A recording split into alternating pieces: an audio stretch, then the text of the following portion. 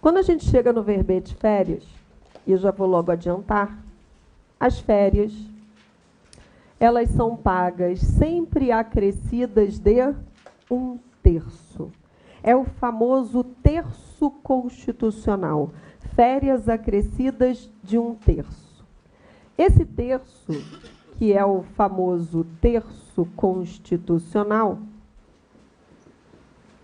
traz então para a gente que na hora do pagamento das férias, as férias serão pagas acrescidas de 1/3.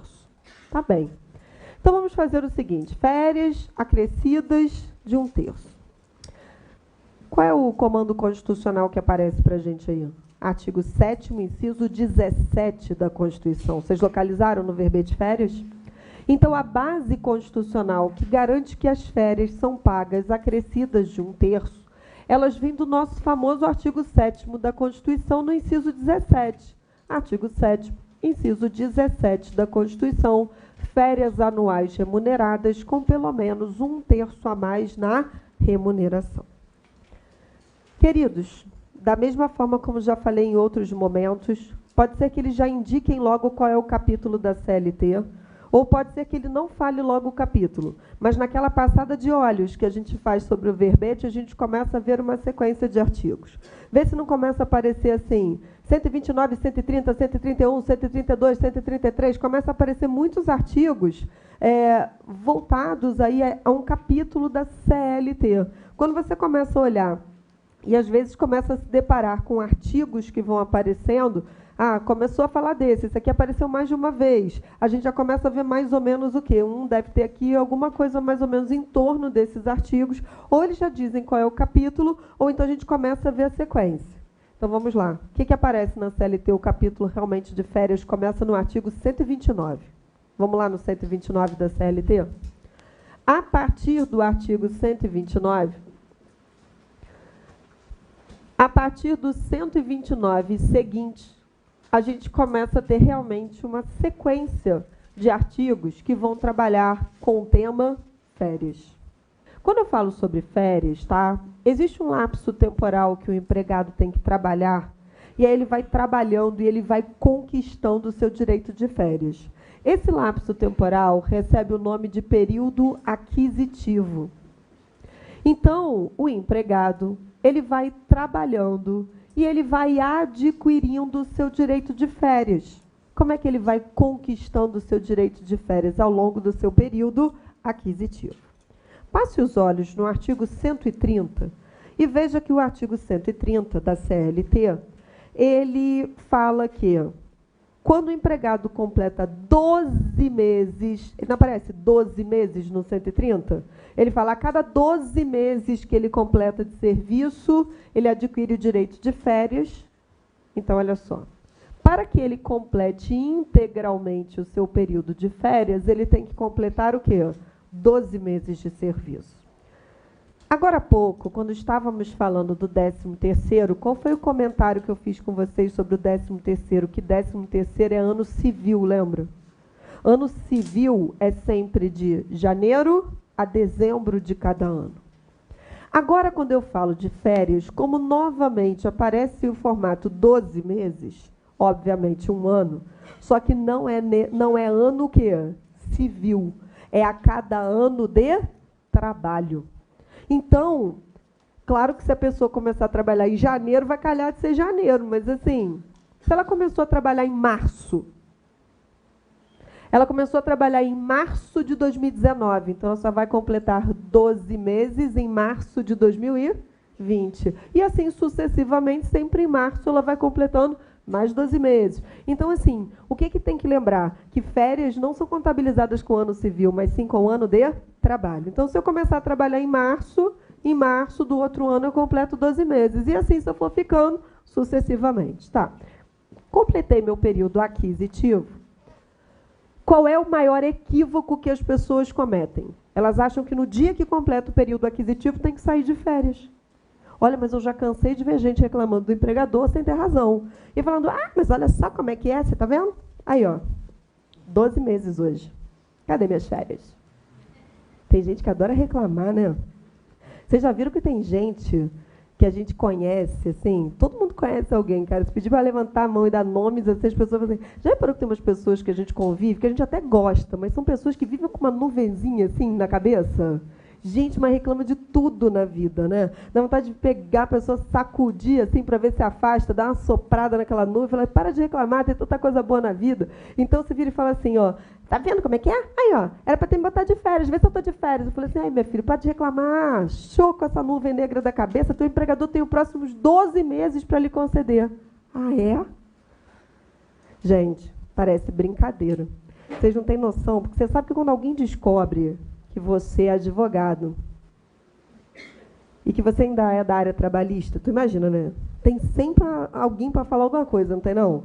Falou que você é advogado, né? Pior quando você fala que tua área é trabalhista, ele faz uma pergunta de tributário. Eu falei assim, filho, esquece, né? Então, assim, né? Porque ainda mais que o tempo vai passando, você vai para aquela sua área que você se especializa, né? Tirando uma coisa ou outra que de vez em quando você vê, tem horas que você, assim, eu prefiro me especializar e aquela ser uma área que você é reconhecido e que você tem a sua área de atuação, e é uma opção minha, mas tem gente que faz um monte de coisa. Eu gosto de, essa é a minha área e é ali que eu atuo. E aí, o que acontece?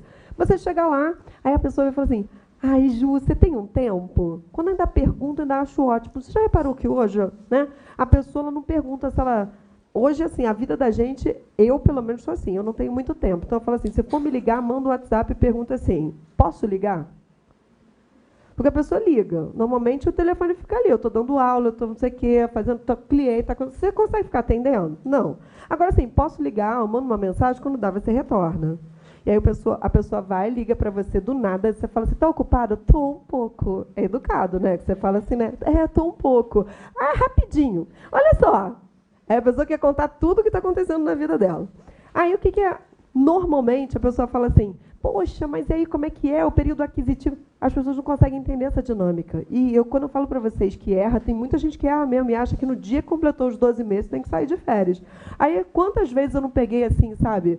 A pessoa vive viajando, né? Tá para um lado e para o outro. Quantas vezes não peguei um guardanapo na lanchonete do aeroporto e não desenhei isso assim, ó, período aquisitivo e período concessivo.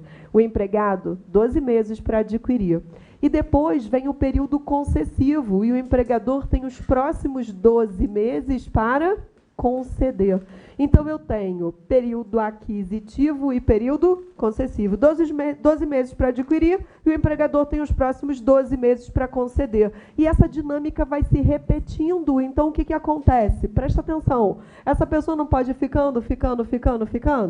No primeiro ano, vamos imaginar que esse é o primeiro ano dela na empresa. O primeiro ano que ela trabalha na empresa vai ser o único que só tem período aquisitivo, concorda? Porque o que vai aparecer a partir do segundo ano que ela trabalha na empresa? Esse período aqui, ó, ele é período concessivo dessas férias que ele o quê? Já adquiriu. Só que como ele está trabalhando, ele já está conquistando o quê? Um novo período aquisitivo, que aí o empregador vai ter os próximos 12 para conceder. E aí, quando os próximos 12 para conceder e ele está trabalhando, ele já está adquirindo o quê? Um novo. Então, o primeiro ano que a pessoa trabalha é só aquisitivo, mas a partir do segundo ano, se ela for continuando, aquele ano ele é concessivo do anterior e ele já é um novo período aquisitivo que a pessoa já está o quê? Conquistando. Beleza. Nessa dinâmica, olha para o artigo 130. O artigo 130, passa os olhos nele. O 130, então, fala que após 12 meses, né, de trabalho, ele adquire o seu período, então, aquisitivo. Quando a gente olha para o artigo 130, você vai reparar no artigo 130 que ele traz tipo uma tabelinha. Vê se não tem tipo uma tabelinha nos incisos, assim. Os incisos, eles criam tipo uma tabela. Não tem a tabela desenhada, mas tem inciso 1, 2, 3, 4, vai lá olhando. O que ele fez? Ao longo de 12 meses, a pessoa pode faltar, não pode? Algumas faltas são justificadas e outras faltas são injustificadas. Quando uma pessoa falta de forma injustificada, o empregador pode descontar do salário dela o dia que ela faltou de forma injustificada, não pode? Porque se ela não foi trabalhar e de forma injustificada, ela foi descontada do seu salário. Beleza. Só que essa falta injustificada também pode interferir no quê? no quantitativo de dias de férias que essa pessoa pode ter. Você reparou que eu frisei falta injustificada? Então, olha só. Olhe para o artigo 130 e veja que isso pode, na hora de uma prova, aparecer para você, como parte, por exemplo, de uma peça processual. Veja aí, vai passando os olhos e vai acompanhando comigo. Inciso 1, ele tem 30 dias de férias. Vê se não está aí, ó. Se ele tiver até 5 faltas. A lei não escreveu a palavra injustificada, mas você tem que levar para a hora da prova, porque a gente não pode escrever nada, tá bem? Eu vou escrever de levinho, não vai coisa nenhuma. Estuda esse negócio, leva com você, mas na cabeça. Né? Porque fica assim, eu vou escrever de levinho. Fica de levinho, meu. Pega lá, vai se queimar por causa de pouca coisa. Isso é fácil de você lembrar, que a falta é o quê? Injustificada. Então, você vai lembrar. Se eu tiver até 5 faltas injustificadas ao longo dos 12 meses, o inciso 1 diz, mesmo que ele tenha até 5 faltas injustificadas, ele continua tendo 30 dias de férias. Só que se ele tiver mais faltas, continua olhando, olha o inciso 2, porque se ele tiver de 6 a 14 faltas injustificadas no período aquisitivo, se ele tiver de 6 a 14 faltas injustificadas, ele vai ter quantos dias de férias? 24.